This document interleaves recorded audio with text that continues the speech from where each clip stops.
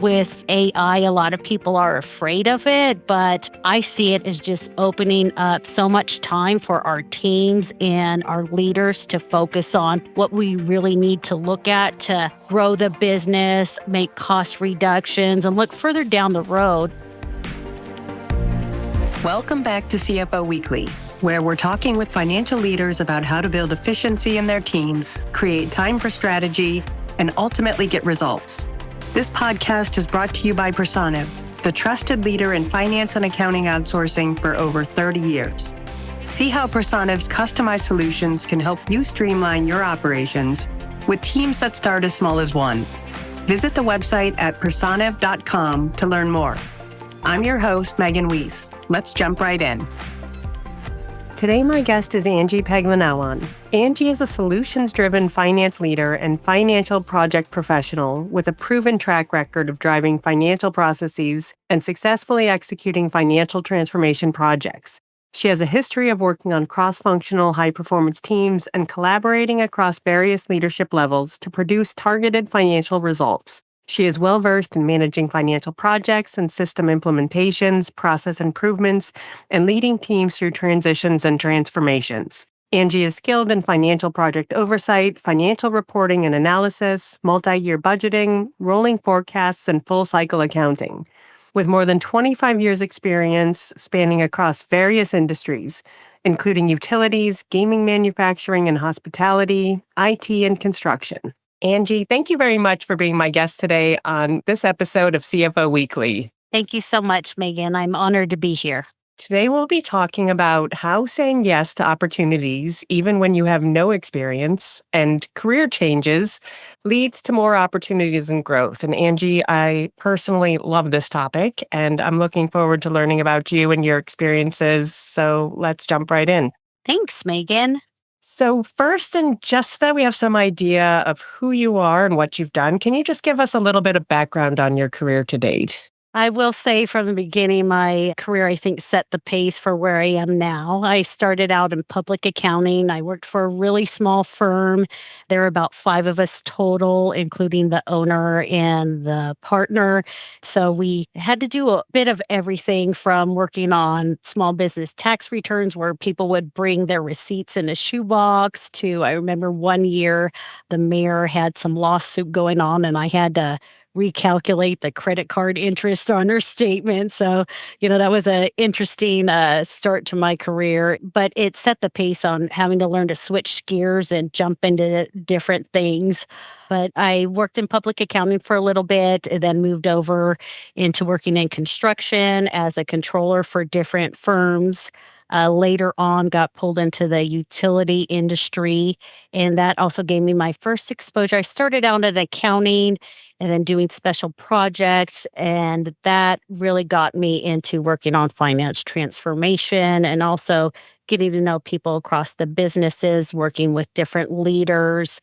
Also, during that time, I was lucky enough to work for a CIO of an organization, and he and I worked on a lot of process improvements, outsourcing. I got picked for a special project of working on an acquisition transition team, so that gave me exposure on not only working on acquisitions, but transitioning teams, systems, and such in the long run for the parent company and subsidiary. And then from there, just because my different experience with transformation and system implementations and working on different transitions, different companies have recruited me to just jump into transitioning their teams. And that has translated into the entertainment industry. And then also where I've currently landed in the gaming manufacturing industry, where although I work as the director of finance and report up through the CFO organization, I work side by side with the CIO organization, his chief of staff and leadership, and have been brought in pretty much to work on transformation, streamline their processes. They're the biggest business unit in the corporate shared services organization. So really, I'm spending my time right now, not only on the business, but also how we can automate things and run the business more efficiently at a global level. And as we've just heard, you've had a dynamic career that spanned multiple industries. So, what key experiences across these industries have shaped your approach to financial leadership and agility as a leader working in middle market CFO organizations? Great question, Megan. One of the key roles I had, as I mentioned a little bit earlier, was when I was brought in as a special projects accountant working for a utility. I'd never heard that title before and wasn't even sure, what am I doing here? And my manager at the time, he had me rotate on the month end close. And for those who aren't familiar with the utility, I was working in the fixed asset group, and that's the biggest area where you earn your revenue on the return for your assets. So big exposure there. And I had come from traditionally the accountant role of being introverted and not wanting to talk to a lot of people. And that manager, besides having me rotate on the month end close, he would give me anything that came across his desk. For example, the first week I was there was someone who was the rate case manager, which is the kind of like the tax partner who would run your group. So busy time. I was told to meet with him. He needed something done and I needed to do it by the end of the day. And so I had to quickly pivot from my role being buried in my spreadsheets and, just at my desk by myself to working with someone who was a top leader in the company, figuring out what he wanted and getting him the correct info by the end of the day. So I didn't realize it at the time, but that role gave me a lot of exposure to big projects and working with different team members and leaders across the company and really having to learn not only to balance the day-to-day operations, meaning, how I still had to work on the month end close, but also having to balance that out with working on these highly visible projects with leaders throughout the company. And that really was like one of the best experiences I had working with that group. Another one of my key experience that stands out, kind of a funny story. Well, at least funny to me, I was hired by this gaming manufacturing company and they were growing. They had just working through an acquisition that they had. And on day 3, the CFO flew me and the controller up to Seattle where the company we were acquiring was located. And he instructed us that by the end of the day, we needed to finalize the due diligence on the acquisition, do the final assessment of the systems and the team, and give him the green light that it was okay to sign off on the acquisition. And the controller and I just looked at each other and looked at him and flat out were like, wait a minute, like time out. We're used to working on teams with this, and you want us to just go there, and especially me, day 3 of being there, jumping into things. And he said, yeah, I trust you guys. We met for 30 minutes to an hour. He went through what he wanted. And again, I, was still a bit nervous and explained to him again, I appreciated his faith in me, but it seemed a bit above us. And again, he said, no, I trust you guys. Here's what I need. And as we got into the company and we're working through things, the CFO called the controller and pulled her aside. They had to jump into these board meetings related to the acquisition, and she ended up being gone with him on calls half the day. And so I was just sitting there in the very beginning thinking, what am I going to do here? It's just me. I don't know the company I work for, let alone this company we're acquiring. But I was hired to do a job. So I went through my notes and said, let's just dive in. So I went over to the main building, introduced myself to the owners of the company we were acquiring, asked to meet their teams, asked to look at their financials, and just dug in. Halfway through the day, the controller had a break from the call she was on with the CFO. And we would always laugh when we'd tell this story after, because she came into the room where I was at, the conference room we were working in, and she looked at my computer and I was knee deep in whatever I was analyzing and almost accusatory asked me, what are you doing? And I was a bit nervous and I said, well, I'm, doing what the CFO asked. And I was walking her through what I looked at. And she just started laughing and took a deep breath. And she said, oh, thank goodness you're here. I'm so used to doing everything myself. I thought you were probably just sitting here. And she was relieved to see that, I was just going through my notes and checking off the different things that we needed to do. And by the end of the day, we met with the CFO and gave him a report back of my assessment that I went through with the controller first. And then we signed off. And, that taught me several things. One, that I did have it in me to do these things that he trusted me to, but a great CFO not only trusts the people that they hire for a certain reason. And I realized then he saw something in me that I didn't see in myself at the time. And he put his trust in me. And of course, he would have been there to answer questions throughout the day if I really needed something. But he saw in me something I didn't see in myself and gave me enough guidance to run with things, but also left me on my own to do the job that needed to be done. And I think that was pivotal in my career because I now, no matter what's thrown at me, even if it seems tough, I just pull up my bootstraps and say, let's get going and get it done. Yeah, that's a great story and definitely a trial by fire. Yeah, I think that seems to be a theme throughout my career. And with your extensive background in financial transformation and leading cross-functional teams, how do you define the agility of a modern finance leader, particularly in middle market companies? What characteristics set successful leaders apart? Well, I think it's multifaceted. A lot of the CFOs I've worked for, you have to have a pulse on what data is needed, but at the same time, not get lost in the weeds, which I know that often happens at a lower level, but there have been, a lot of CFOs that I've worked for too that, they seem to be pulling at different things that might not be the focus. And the great ones that I've worked with are able to hone in on, okay, where are we going? Where do we need to drive certain things? And so one of the things that is key with that is, they have their data system set up properly. It's always tough, I think, with any type of data system. But what I mean by that is, for example, one group that I worked under, we had standardized P&Ls, and that might sound very simple, but there are other groups that I've worked for where you're changing how your monthly P&L looks every other month. And that makes it tough on the teams to be readily available to pull data and to pivot when you're given different fire drills and ad hocs, which we all know is, prone to any type of CFO organization. So that's really important. I think, your data set up properly and driven the right way.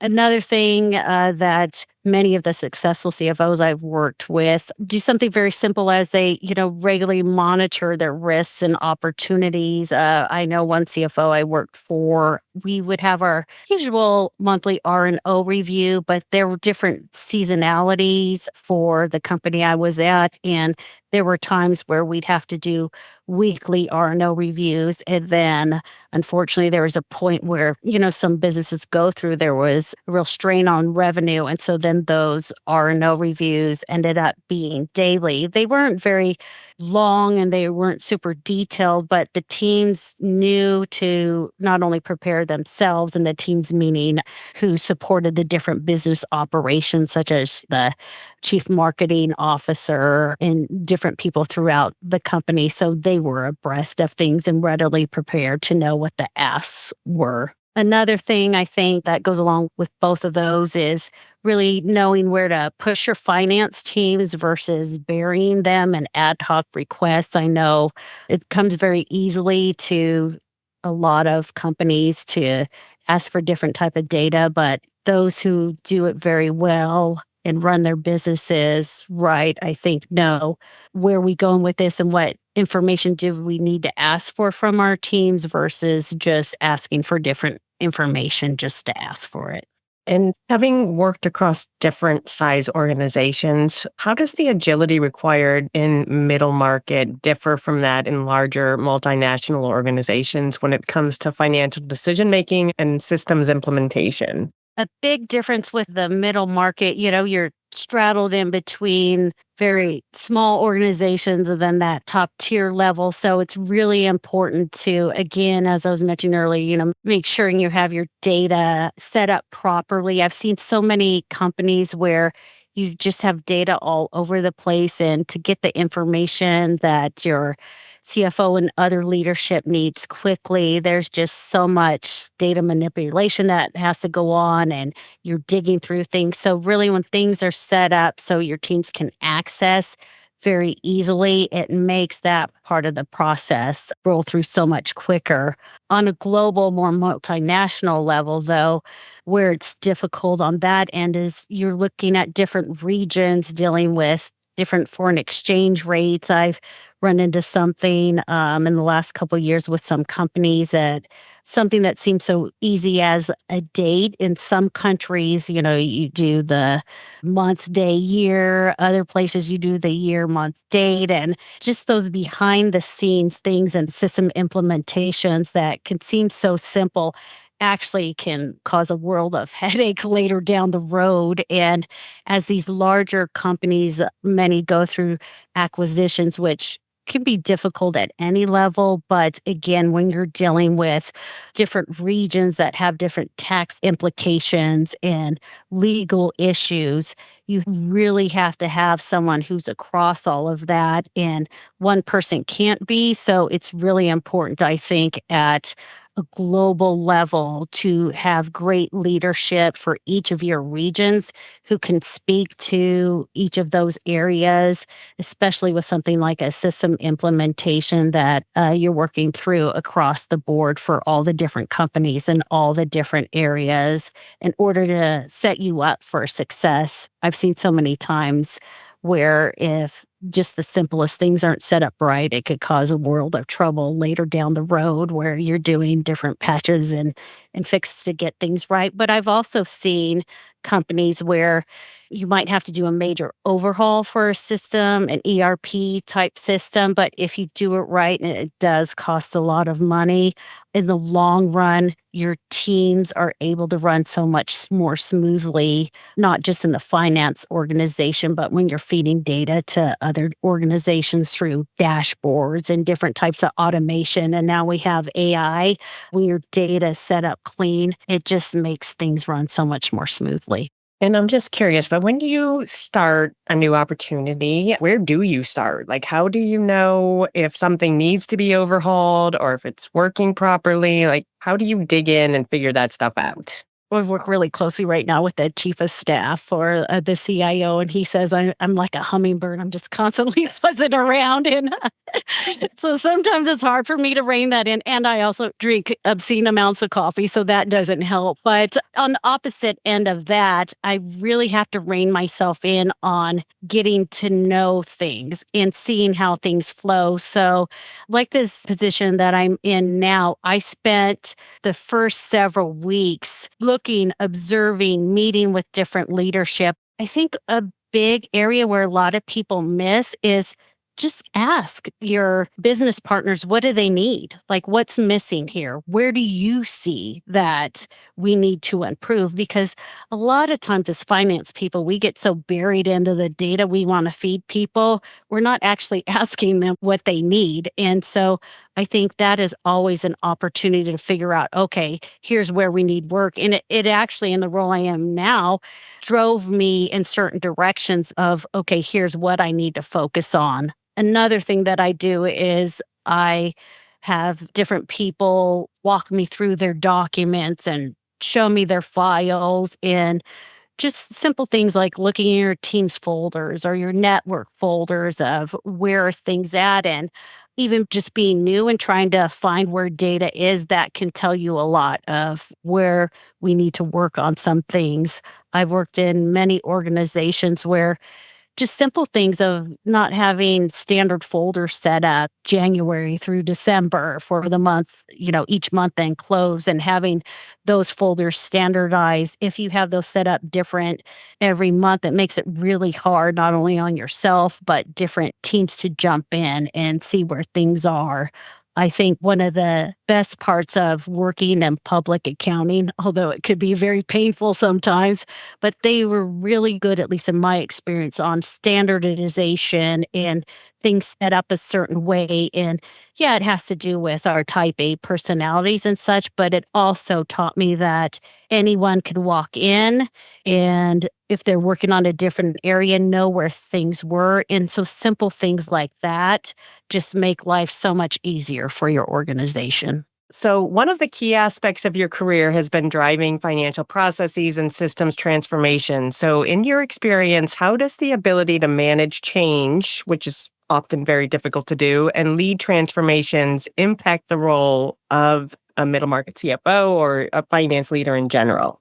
Well, I think that goes along the lines of as I was talking about earlier, asking people what they need and how they look at things.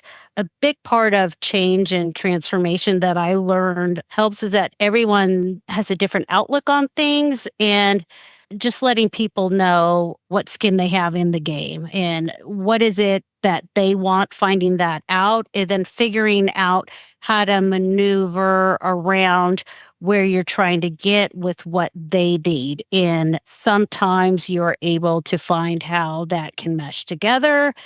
Sometimes it's a little more painful of trying to walk people through those things. But I think the more you communicate on both ends, being a good listener, but also just guiding people and communicating of where you're trying to get with things, as the saying goes, over communicate rather than have a lack of communication, or at least, that's been my experience working with different leaders. I had one who would just say, just over communicate as much as you can.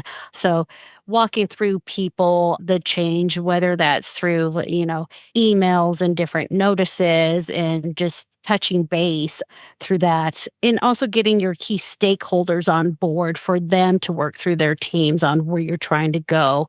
And, just knowing your audience, I think, especially the CFO role has changed so much over the years. And a big part of it is the storytelling. So trying to figure out, what's the problem that we're trying to solve? And then what do we need to do to work with the different teams and different people in the organization to get to where we want to go? I think any type of transformation is going to be difficult. But again, walking people through what's important, why it's important to them, why it's important to the organization, and how you're going to get there is essential. Yeah, I love that you just said storyteller because I hear that word with increasing frequency all the time. And yeah, I think the role of a finance leader is to bring together different departments and collaborate. And I don't think the word storyteller would have necessarily been uttered in the same sentence as CFO 15, 20 years ago. So it is exciting how the role is evolving. Yeah, same here. Not at all. I mean, when I first started my career, we were, or at least I felt, it could have been because I was young in my career, we were just pushing out numbers. But really now I've heard CFO after CFO I've worked under, say, okay, we've been in meetings and you need to present something, say you have some kind of huge cost reduction and or, as you were mentioning, the part of this discussion is, transformations and system implementations. And well, why are we doing this? And my people are already buried. And so different CFOs I've worked with have said, okay, well, what's the story we're trying to tell first?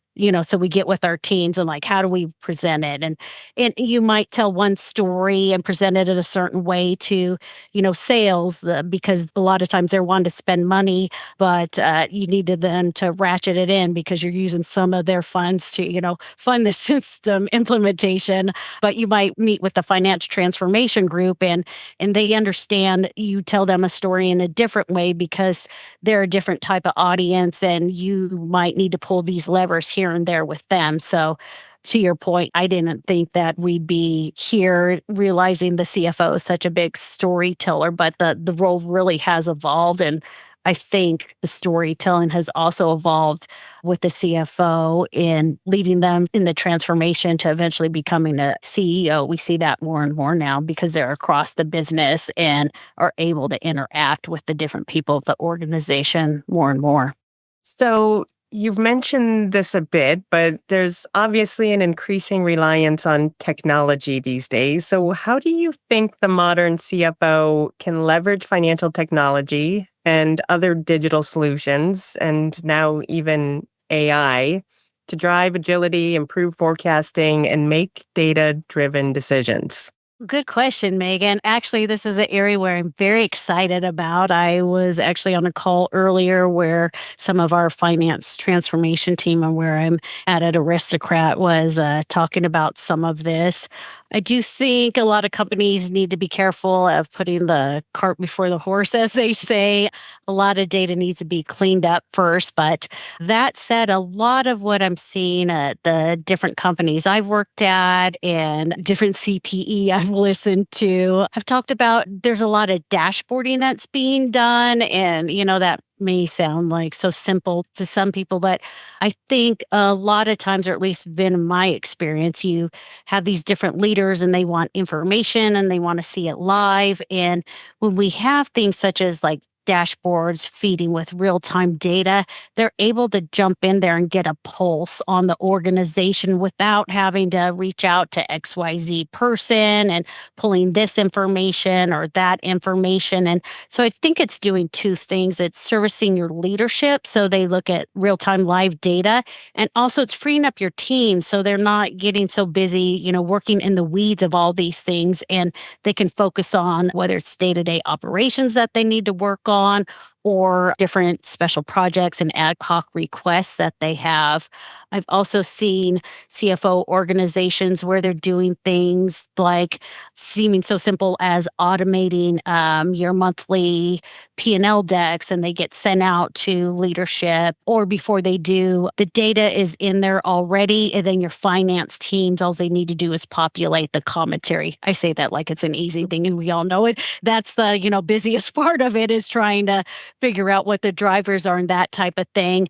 But again, once you automate those types of things and get your standard information out to your users, or just get these simple little processes that your teams are spending so much time on, and we are spending so much time on these things, then you really can get your teams and your company working on like, what's our focus? What's our long-term strategy? What are the levers we need to pull on different things we need to do? And so I think with AI, a lot of people are afraid of it, but I see it as just opening up so much time for our teams and our leaders to focus on what we really need to look at to grow the business, make cost reductions, and look further down the road, 1 year, 3 years, 5 years of what we need to be doing and how we can get there rather than getting buried in just data and numbers. I totally agree. I feel like accounting's been short staffed and overworked for so many years that automation is a blessing.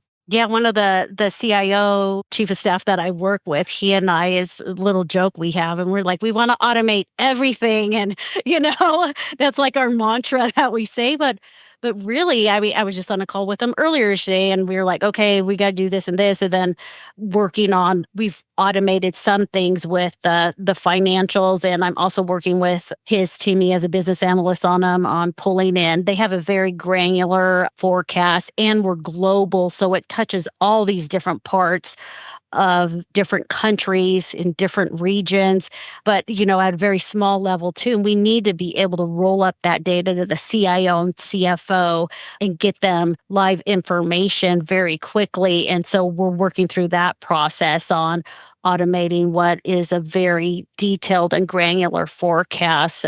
So we're getting closer, but things like automation and AI, I think, are just going to be such a time saver because, as you say, in my experience, finance and accounting are always short staffed. Plus, the more we automate, the more the roles evolve and become more interesting and take on a forward looking stance rather than just reporting numbers. So, yeah, I think it's very interesting times we're living in. Yeah, absolutely. I think it's pretty exciting, rather than, like you said, just reporting out numbers, we can get to the meat of things. And that's where the fun stuff is. And when leading financial projects in fast-paced environments, what strategies do you use to ensure that your teams remain adaptable and responsive to sudden changes, whether that be in the business or in like global markets in general? I think it goes back to, as we are talking throughout this conversation, it's the more you get things standardized and automated for your day to day tasks, even things as simple as journal entries and reconciliations. One of the teams that I worked with, they found a way to automate a lot of the reconciliations that they were spending time on month to month. And then that way they were able to move quickly and adapt to different ad hoc requests that we had on, or, if say the CFO said, "Hey, we're changing this 5-year forecast, true story, we need to add 30 million in revenue and figure out where it's coming from." And so when you have your standard processes set up. And another thing is you cross train your teams. And so everyone knows a little piece of someone else's job. So when you have to pluck certain people out and work on things, or you have to jump into that next fire drill and find that 30 million, you have the bandwidth to do that because, again, as we just said, we're always short staffed. So if you are cross trained within your teams, you are automated, you make everything as automated as simple as possible for your day to day, then you have that time to that you can free up and the bandwidth to jump into different things as they're thrown at you. And middle market companies often get caught between the flexibility of being a smaller company and the complexity of being a large enterprise. So, how can CFOs in this space navigate the challenges of walking this line while ensuring their companies can scale effectively and still remain agile and lessen the bureaucracy? I think it's similar to the other discussions we were having, again, automate and standardize things. But like you said, it's a very fine balance because you have smaller teams. A company I worked at earlier in my career, and it was mid-size. And that was actually one of my first experiences on a financial system implementation.